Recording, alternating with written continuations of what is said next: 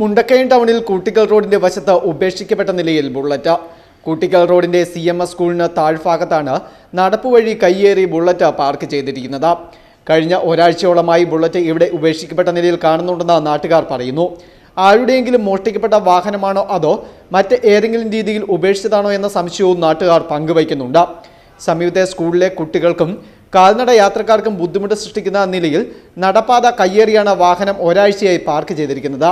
വാഹനത്തിന് സമീപം ഹെൽമറ്റ് നിലത്ത് വീണ് കിടക്കുന്ന അവസ്ഥയിലുമാണ്. സംശയം ജനിപ്പിക്കുന്ന തരത്തിൽ ഉപേക്ഷിക്കപ്പെട്ട നിലയിൽ കണ്ടെത്തിയ ബുള്ളറ്റിന്റെ ഉടമസ്ഥരെ കണ്ടെത്തി സംഭവത്തിന്റെ നിജസ്ഥിതി പുറത്തുകൊണ്ടുവരുവാൻ അധികാരികൾ തയ്യാറാകണമെന്നും അല്ലാത്തപക്ഷം കാൽനട യാത്രക്കാർക്ക് ബുദ്ധിമുട്ട് സൃഷ്ടിക്കുന്ന രീതിയിൽ പാർക്ക് ചെയ്തിരിക്കുന്ന വാഹനം പോലീസ് സ്റ്റേഷൻ വളപ്പിലേക്ക് മാറ്റണമെന്നുമുള്ള ആവശ്യമാണ് ശക്തമാകുന്നത്. ഇതോടൊപ്പം ഇതിന് സമീപത്ത് തന്നെ സൗജന്യമായി വാഹന പാർക്കിംഗ് ചെയ്യുവാനുള്ള സൗകര്യം ഉള്ളപ്പോഴും കൂട്ടിക്കൽ റോഡിന്റെ വശങ്ങളിൽ യാതൊരു നിയന്ത്രണവുമില്ലാതെ വാഹനങ്ങൾ പാർക്ക് ചെയ്യുന്നതിനെതിരെ നടപടി സ്വീകരിക്കണമെന്ന ആവശ്യവും ഉയരുന്നുണ്ട്. Festoon news, Mundakayam.